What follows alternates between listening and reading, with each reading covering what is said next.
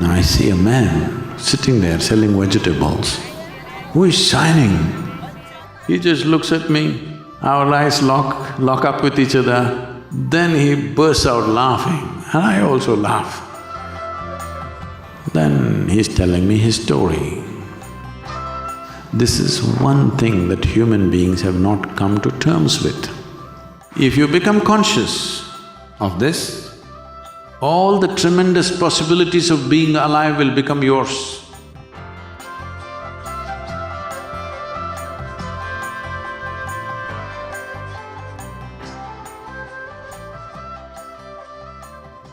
You are called a human being. I want you to get the meaning of this. Human being means not that you know how to run, not that you know how to jump, not that you know how to do circus in life, you know how to be. Human being means you know how to be. That's one thing you don't know, unfortunately, right now. Now, if you have to be, we have to come down to a few fundamentals. Are you mortal or immortal? No, look at it and tell me. Are you mortal or immortal? Genuinely tell me. Oh, that means you're saying you'll die one day. It's okay? It's okay, you will die one day. I'll bless you with a long life, but you will die anyway with the blessing. Because this is the nature of life, it has to die, isn't it? And how glad I am that you will die. Because if you lived forever, it would be a lot of trouble, isn't it? With a brief amount of time, what a mess we're making. Suppose you would not die, oof, total mess, isn't it? It's good to die. Hello? Is it good to die? At an appropriate time, not today. At an appropriate time, is it good for all of us to die? I want you to understand this. This is one thing that human beings have not come to terms with.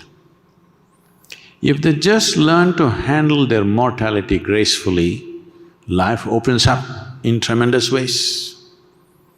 Right now, yes, Sadhguru, but my horoscope says I will live till 90. Your horoscope may say whatever, even the man who wrote your horoscope could have died before his horoscope said so. The only reason you behave reasonably sensibly is because you're mortal. Yes or no? If you're immortal, what all you would do, oh my God. When you're driving in Kolkata, there are some immortal people crossing the street.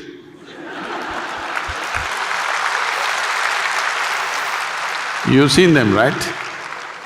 Immortal they are. If an automobile touches them, there is an enormous amount of pain involved and there could be death. In spite of that, many people are going about the way they're going. Just imagine if you made that person immortal, the level of atrocity that would happen in this world. So the only reason why a lot of people are behaving reasonably sensibly is because of mortality. Have you seen some friend, or maybe it's just you, going on totally wantonly, suddenly your doctor told you, it looks like your kidney or your heart going down, maybe you have… if you don't correct this, maybe in 6 months you will die. Suddenly did you see how disciplined they became? They got up in the morning, did their yoga, ate right, did everything right. Have you seen these people? Entire life transformed, simply because they were reminded of mortality. I must tell you, this happened many years ago. I'm in Bangalore city. I like to go to vegetable markets. If I'm driving across somewhere, I see a vegetable shandy going on, a weekly shandy, I will stop and I will walk through, I will bargain everything from chicken to eggs to vegetables to that crazy root which will make you invisible, everything. I just like to interact. But anyway, I'm not going to buy vegetables or chicken. I bargain with all of them, then give them some money and go away, because for the time that I took, simply bargaining, not buying anything, because I have no place to buy and take it. So like this, one day I'm in the vegetable market in Bangalore city. Then I see a man sitting there selling vegetables, who is shining. I just look at him, my God, what the hell is he doing in the vegetable market? He just looks at me, our eyes lock up with each other, then he bursts out laughing, and I also laugh. Then I walk up to him and say, what the hell are you doing here? And he said, come, come. He opened up his little vegetable shop and asked me to sit down. So both of us sat in the shop. Then he's telling me his story. He was doing his normal life, wife and 2-3 children and whatever. One day he fell ill, then so ill that they admitted him into a government hospital, a general ward. They put him there. Every day they thought he will die, but he did not die. Every day they thought he will die, he did not die. 2-3 months went on, then there was no space, so they put him in the corridor outside, because this guy doesn't live, doesn't die. So after about 3 months, his wife stopped coming, she lost her patience. How long to come and sit with him, this fellow doesn't live or die? 4 months or little more than 4 months, he was lying down there in the hospital corridor. Somebody was throwing some scraps at him and he did not know. Every day he thought he will die today, but he would recover the next day morning. Again he thinks he will die. It went on like this. After 4 months, slowly he recovered. But in the meantime, something fantastic happened to him. Everything just blew. Every day he thought today is the last day. And then he opened up, shining, blissful human being. Again back to vegetable selling, wife gone, children gone, everything gone, above all he is gone. Just staying in contact with mortality for 4 months did this to him.